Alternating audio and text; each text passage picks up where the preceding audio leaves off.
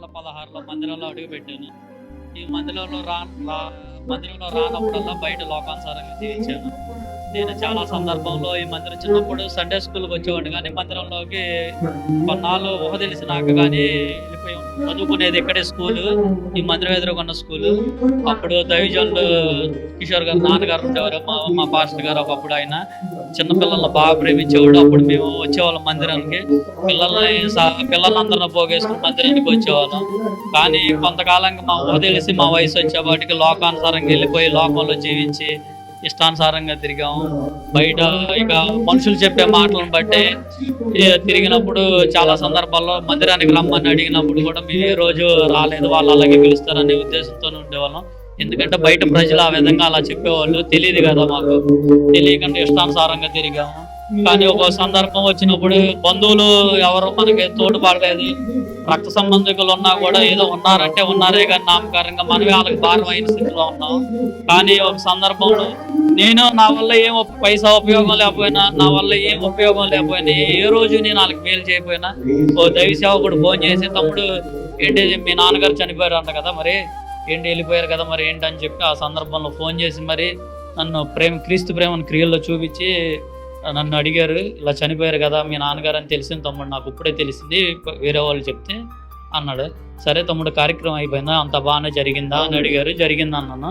సరే తమ్ముడు అకస్మాత్తుగా వెళ్ళారు అంటారు కదా ఇక్కడ నుంచి, మీరు డబ్బులు ఉన్నాయో లేవో కానీ నీ నెంబర్ చెప్పు తమ్ముడు, నీకు అమౌంట్లో డబ్బులు వేస్తాను, మీరు వచ్చినాక అవసరమైతే నీ దగ్గర ఉన్నప్పుడు ఇవ్వు అనగానే నేను ఆలోచించి ఇంతమంది బంధువులు ఉండి ఇంతమంది రక్త సంబంధికులు ఉండి ఎవరు ముందుకు రాబోయే వాటికి ఏంటబ్బా మన వల్ల పైసా ఉపయోగం లేదు, మన వల్ల అసలు మనం ఏమి మేలు చేసిన వాళ్ళు లేవు, మనం వాళ్ళు నిందించిన వాళ్ళమే. కానీ ఎన్నోసార్లు మనం మాలేసుకున్నా కూడా వాళ్ళు మనల్ని ప్రేమతో పిలిచేవాళ్ళు, కానీ వాళ్ళు అలా పిలుస్తారని లోకలు అంతా చెప్పేవాళ్ళు, అన్యులు అలాగే చెప్పేవాళ్ళు. మనం అదే మాట నమ్మేవాళ్ళం. కానీ వెళ్ళటం మనసు ఎవరో బంధువులు కూడా మనల్ని ఇలా ఆదరించలేదు.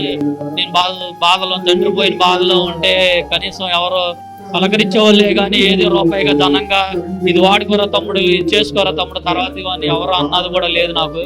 అది 2016లో కిషోర్ అన్న ఆ మాట అనగానే నా మనస్సాక్షికి మారు మనసు పొందింది. ఏంటబ్బా మన వల్ల పైసా ఉపయోగం లేకపోయినా దైవ సేవకుడు మనం ఫోన్ చేసి ఇలా అన్నాడు ఏంటని. ఆ తర్వాత నేను అక్కడ కార్యక్రమం అంతా జరిగి వచ్చి నాకే కానీ దేవుడికి వాక్యం ఉంటా, దేవుడు ఉన్నాం కానీ మందిరానికి వచ్చేవాడిని కదా, అయినా లోకం మళ్ళీ ఇక్కడ రాగానే లోకంలోకి వెళ్ళిపోయేవాళ్ళం. కాకపోతే దైవ సేవకుడికి మళ్ళీ 7వ తారీఖు వాహనంలో తీసుకెళ్లాల్సి వచ్చినప్పుడు ఫోన్ చేసేవాళ్ళు. అప్పుడు మా మనసు ఏమనిపించేది అంటే మందిరానికి వెళ్తే బాగుండు అనిపించేది. మళ్ళీ వాళ్ళు ఏమన్నా అనుకుంటారేమో, ఏదో ఆశించి వచ్చారు అనుకుంటారేమో అని మా సిగ్గు మొహమాటం మీద అసలు వచ్చేవాళ్ళం, మందిరానికి వచ్చేవాళ్ళం కాదు. దేవుడు నాతో ప్రేరేపణ కలిగినప్పుడు బైబిల్ తీసుకుని మందిరానికి వెళ్ళినప్పుడు నాకు నేనే 3 వారాలు జరిగినాక 4వ వారం నేనే బైబిల్ తీసుకుని ఎవరికి చెప్పకుండా మందిరానికి వచ్చాను. కిషోర్ అన్నయ్య చూసి సంతోషపడ్డాడు.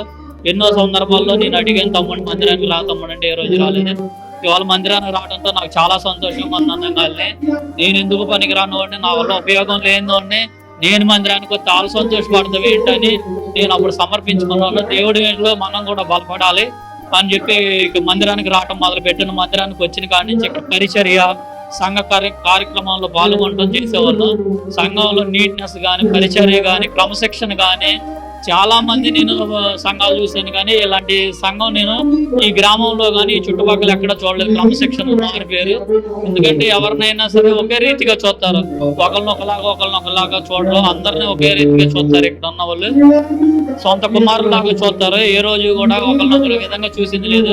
మేము ఈ మందిరంలో అడుగు పెట్టాం, దేవుడికి మేము మా మనసు సమర్పించుకున్నప్పుడు నమ్మకంగా ఉన్నప్పుడు దేవుడు మాకు ఏది తక్కువ చేయలేదు. ఒకప్పుడు ప్లాట్ఫారం మీదుగా జీవించిన వాళ్ళు మేము, దేవుడు మమ్మల్ని ఈ విధంగా స్థిరపడి ఈ రీతిగా ఉంచాడంటే దేవుడు కృప మేము నమ్ముచున్నాం. జీవము కలిగిన మందిరంలో మేము ఉన్నాం కాబట్టి ఇలా ఈ విధంగా దీవించబడుతున్నాను నమ్ముచున్నాం.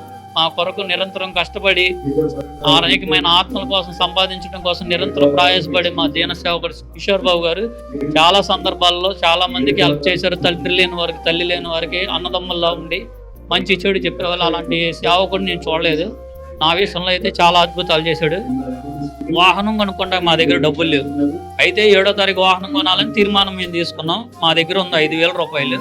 3 లక్షల్లో నేను అప్పు చేసి మరీ వాహనం తీసుకున్నాను. దేనికంటే దేవుని పరిచర్యకి ఉపయోగపడాలి. అది నేను కొనగాలకు దేవుడు ఇవ్వాలని చెప్పి నేను నా చుట్టుపక్కల అందరూ నన్ను ఎగతాళి చేశారు. రూపాయి లేనోడు నువ్వు వాహనం కొంటావని లోకంలో నవ్వులంతా ఎగతాళిగా నవ్వుకున్నారు. కానీ దేవుడు మాత్రం నమ్ముకున్నవాడు అన్యాయం చేయలేదు. ఎవరో ఒక మామగారిని అడగటం ఏంటి, అయ్యగారు వాళ్ళ డబ్బుల సందర్భానికి డబ్బులు ఇవ్వటం ఏంటి, నేను అనుకున్న టైంకి ముందే 2 రోజుల ముందే దేవుడు వాహనం కొని వేయడం ఏంటి, నేను కొనలేని వాహనాన్ని 7,00,000 వాహనాన్ని ఆ సందర్భంలో నా దగ్గర 5,000 రూపాయలు ఉంటేనే 3,00,000 రూపాయలు ధనం సమకూర్చి వెళ్ళి వాహనం తీసుకొచ్చాం. శూన్యంలో ఉన్నాం మేమేమి, మాకు అసలు తెలియదు వాహనం కొన్ని కిస్తీలు కడతామని తెలియదు. అందరూ ఇప్పుడు నాతో పాటు కొన్న వాహనాలు సగం అమౌంట్ కట్టినా సగం సొంత అమౌంట్ ఉంది. మేమైతే మా సొంత అమౌంట్లు కూడా లేకుండా మేము అప్పు చేసి మరి కొన్నాం. అందరూ ఎగతాళి చేశారు, ఏళన చేశారు. కానీ దేవుడు మమ్మల్ని ఏమి అలా వదిలేయలేదు. కట్టికి లాక్డౌన్ టైంలో అందరూ ఇంటికాడ ఉంటే దేవుడు మమ్మల్ని అప్పుడు పోషించాడు. ఆ ఉపవాస కరోనా టైంలో దేవుడు మమ్మల్ని పోషించి సమృద్ధిగా దీవించాడు. ఇప్పుడు మనం ఎట్ట మాట్లాడుతున్నాం అట్టాగే అతనితో ఉన్న హైదరాబాద్ పాత బస్తీ ఏరియాలో కరోనా వచ్చి ఆయన చనిపోయాడు. నేను ఇంటికి వచ్చే లోపల అతను కరోనా వచ్చింది అన్నారు, చనిపోయాడు. కానీ దేవుడికి మేము ఇంటికి వచ్చేపాటికి నాకు భయం వేసింది. నాకు చిన్న చిన్న పిల్లలు ఉన్నారు, ఏం జరిగిందో ఏంటో వాళ్ళకి చనిపోయాడు అనగానే నాకు భయాందోళన పడ్డాను. కానీ దేవుడు ఏ వ్యాధి ఏ రోగం అంటకుండా మాత్రం మమ్మల్ని కాపాడాడు. ఈ జీవం కలిగిన సంఘంలో ఉన్నాం కాబట్టి దేవుడు మమ్మల్ని సమృద్ధిగా దీవించాడు. ఈ 50 రోజుల ఉపవాస ప్రార్థనలో నాకున్న వాహనం ఒకటి కొనుక్కున్నాను. నేను చిన్న వాహనం టాటా ఏసీ. అంతకుముందు పెద్ద వాహనం కొనుక్కుంటే చర్చికి ఇద్దాం అనుకున్న తీర్మానం కట్టుబడి చర్చికి ఇచ్చాము. 2వ వాహనం కొనుక్కున్నాము.